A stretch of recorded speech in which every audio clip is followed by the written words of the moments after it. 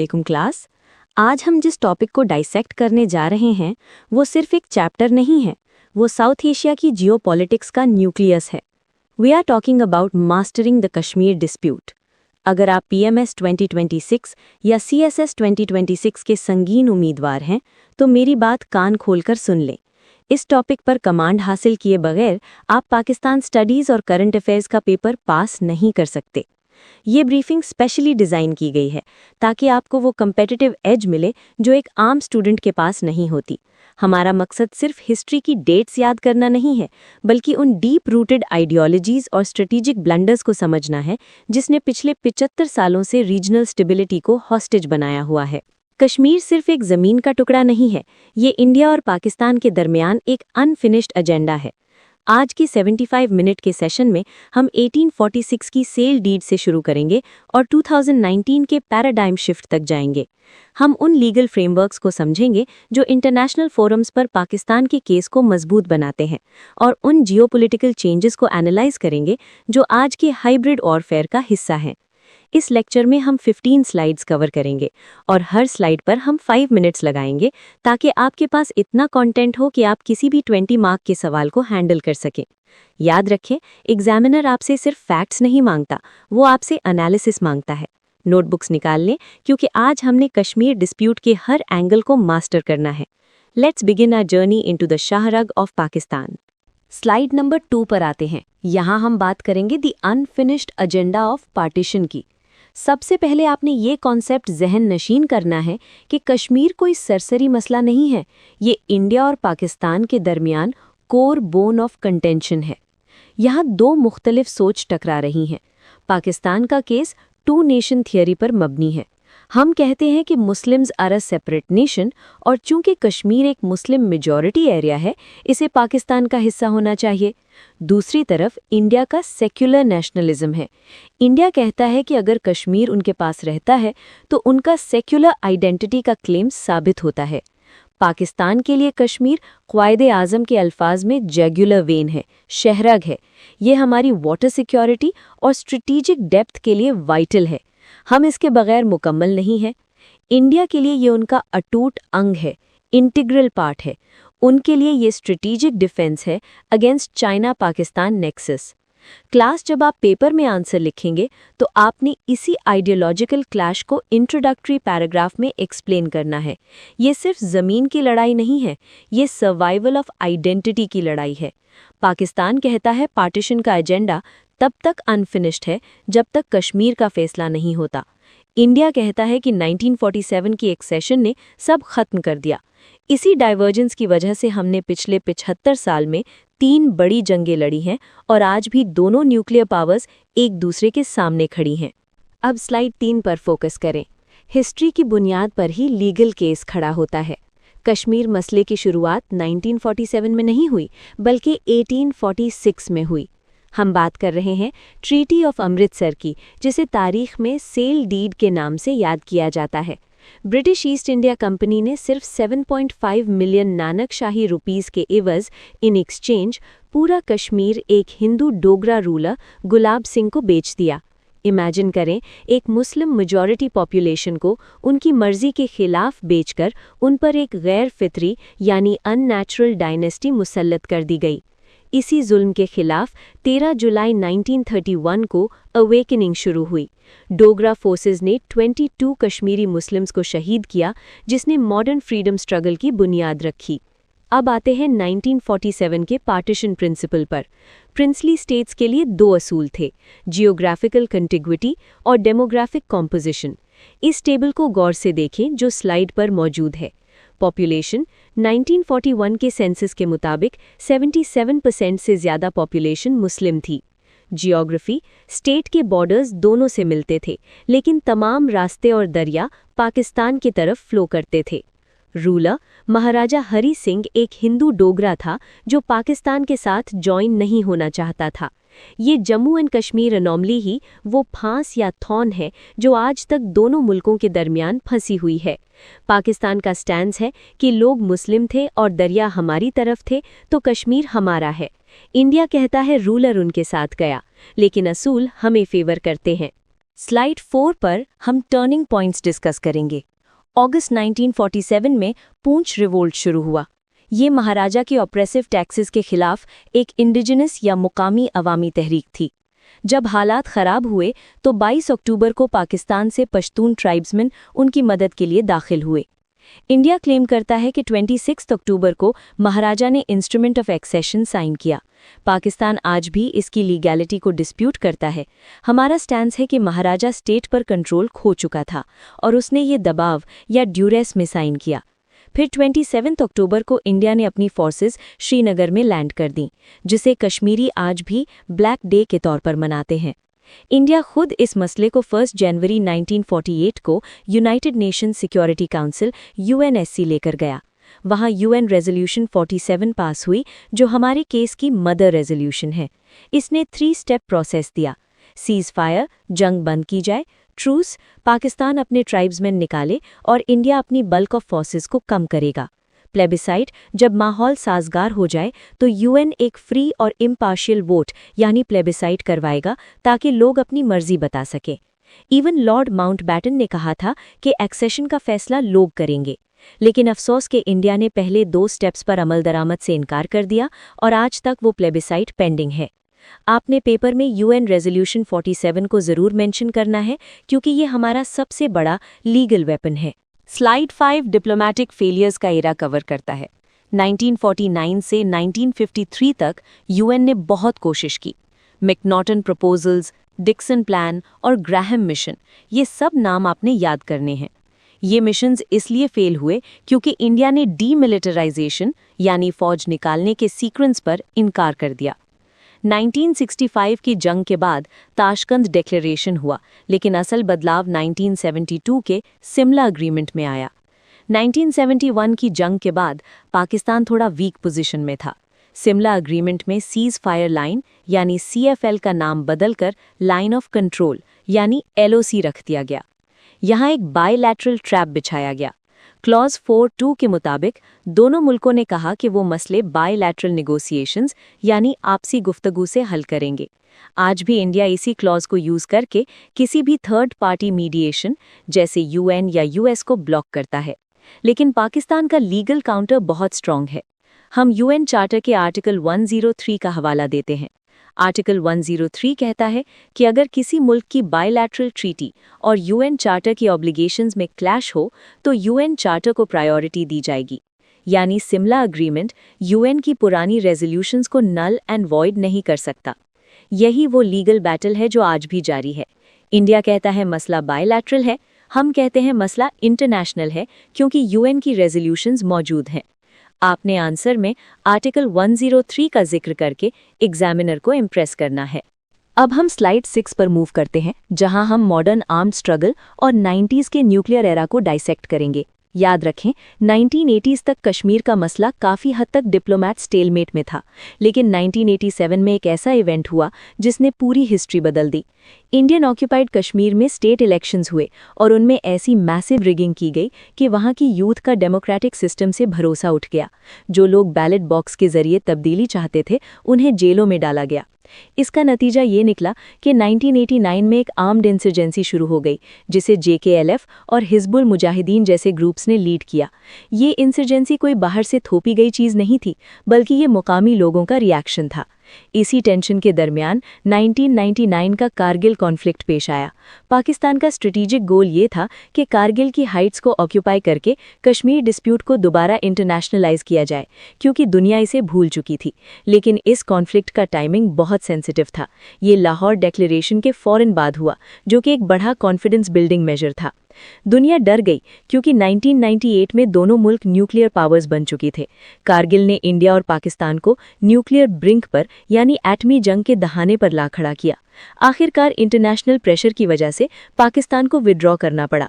Students, जब आप paper में कारगिल का जिक्र करेंगे तो आपने इसे न्यूक्लियर फ्लैश पॉइंट के कॉन्टेक्स्ट में लिखना है। ये कॉन्फ्लिक्ट साबित करता है कि कश्मीर सिर्फ एक टेरिटोरियल डिस्प्यूट नहीं है, बल्कि ये 2 न्यूक्लियर आर्म्ड स्टेट्स के दरमियान एक एग्जिस्टेंशियल खतरा है। इस स्लाइड का निचोड़ ये है कि जब तक कश्मीर हल नहीं होता, साउथ एशिया में न्यूक्लियर वॉर की तलवार लटकती रहेगी। स्लाइड 7 बहुत अहम है क्योंकि एग्जामिनर आजकल ट्रेडिशनल सिक्योरिटी से हटकर नॉन ट्रेडिशनल सिक्योरिटी पर सवाल पूछता है। कश्मीर सिर्फ पहाड़ों और वादियों का नाम नहीं है, ये पाकिस्तान की वाटर सिक्योरिटी का ज़ामिन है। इंडस वाटर्स ट्रीटी 1960 के तहत 3 बड़े दरिया इंडस, झेलम और चिनाब पाकिस्तान को दिए गए थे, लेकिन ये दरिया कहाँ से निकलते हैं? कश्मीर से। इंडिया अब वहाँ बगलीहार, किशनगंगा और रैटली जैसे मेगा डैम्स बना रहा है।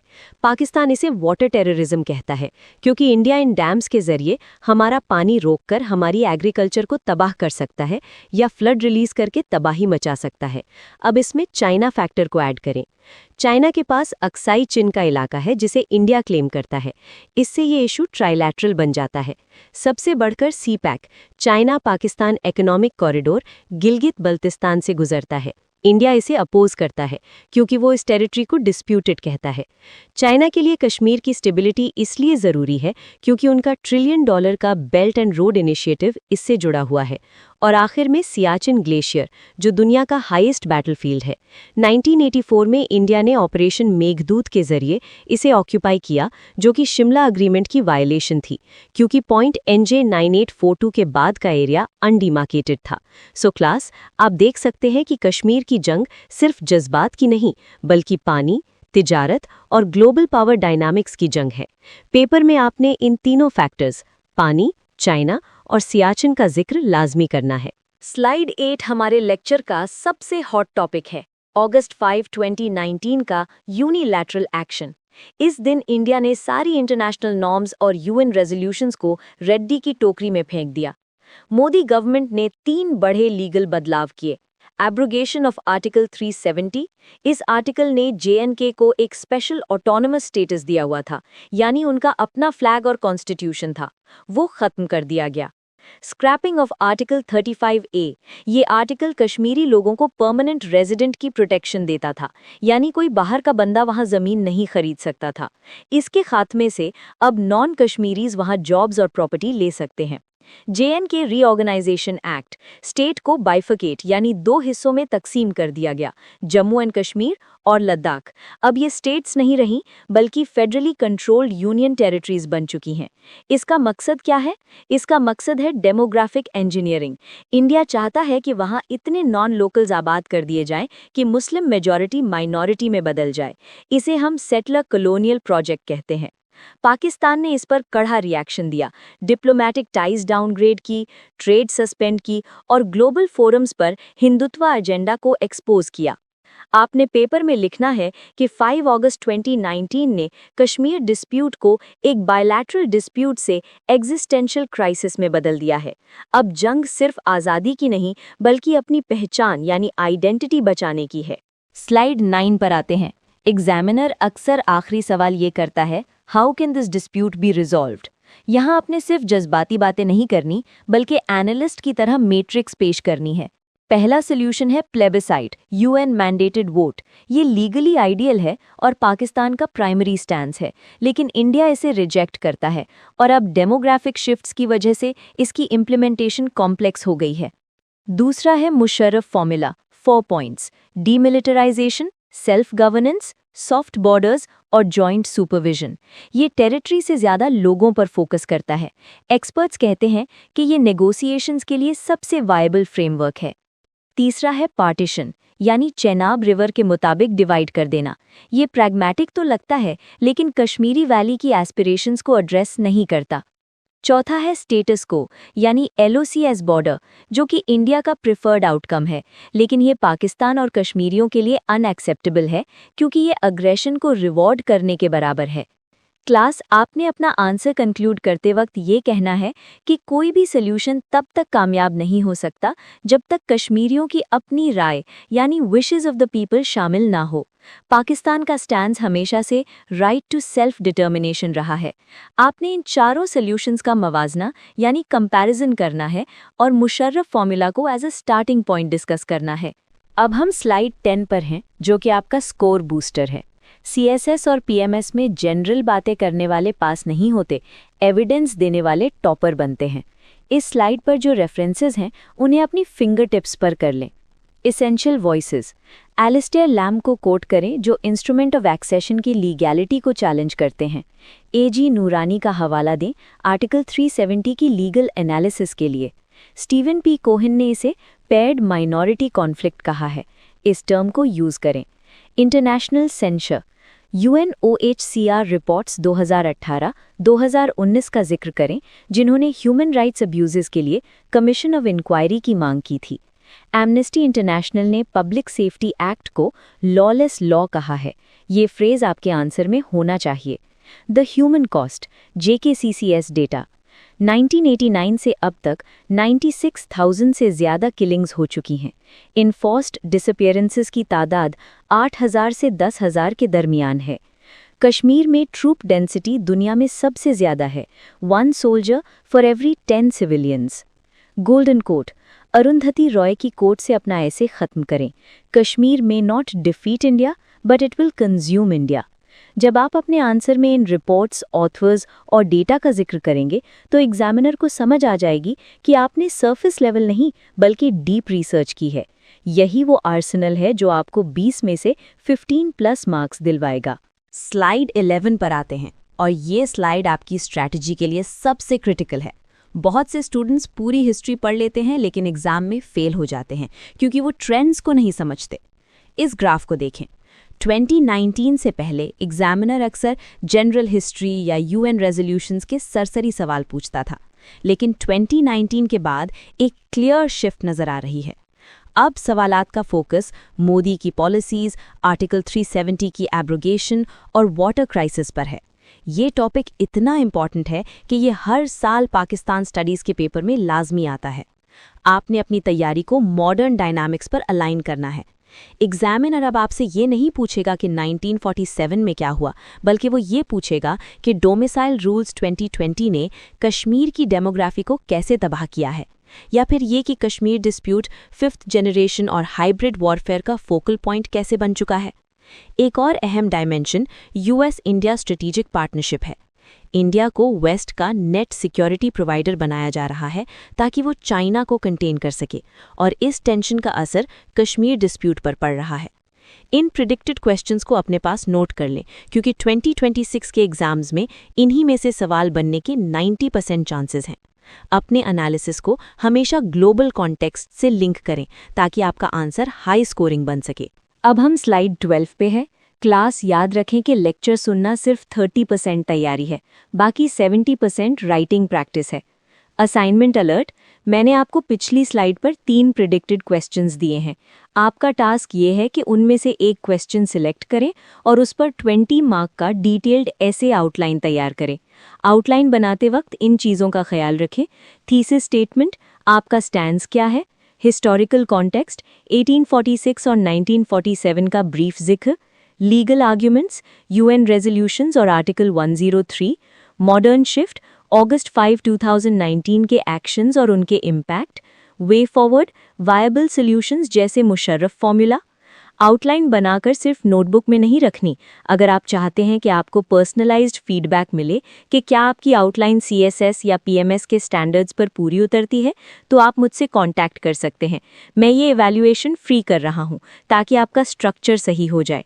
स्क्रीन पर WhatsApp नंबर शो हो रहा है 0341667806। जो स्टूडेंट पहले आउटलाइन भेजेगा उसे पहले फीडबैक मिलेगा। Writing is the key to allocation, so don't be lazy.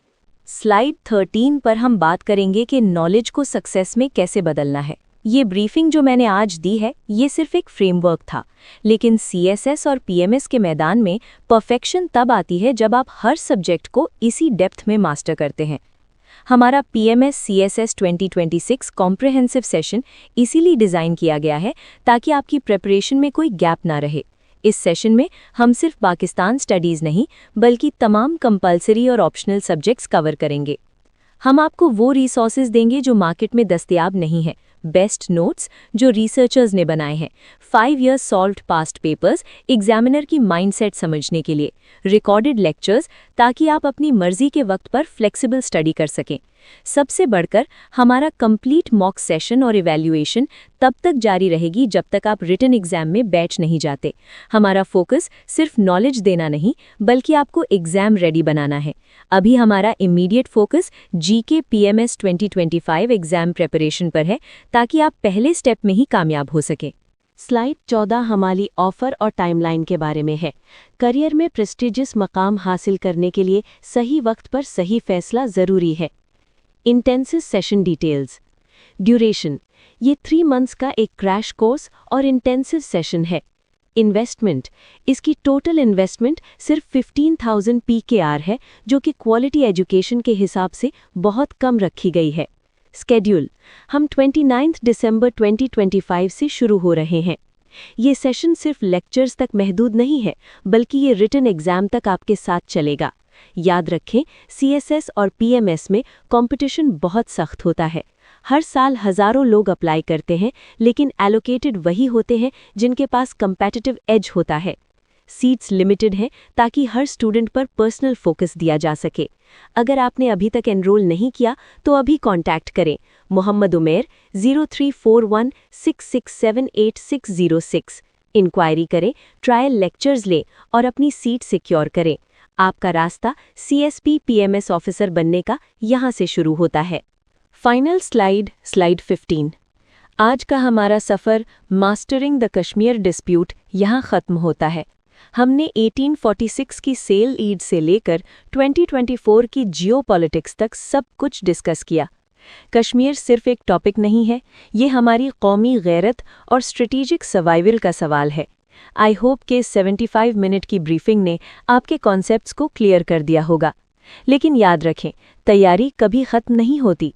Daily newspaper पढ़ें, इंटरनेशनल एनालिस्ट्स जैसे AG नूरानी या एलिस्टेयर लैम को फॉलो करें और अपनी राइटिंग स्किल्स पर काम करते रहें। Good luck with your preparation. मेरी तरफ से आप सब के लिए दुआ है कि आप 2026 के एग्जाम्स में टॉप करें और अपने मुल्क की खिदमत करें। किसी भी किस्म की हेल्प या फीडबैक के लिए मेरा कॉन्टैक्ट नंबर 03416678 606 हमेशा ओपन है। जज़ाकल्लाह और अल्लाह हाफिज़। हम मिलते हैं हमारी रेगुलर क्लास में 29 दिसंबर को।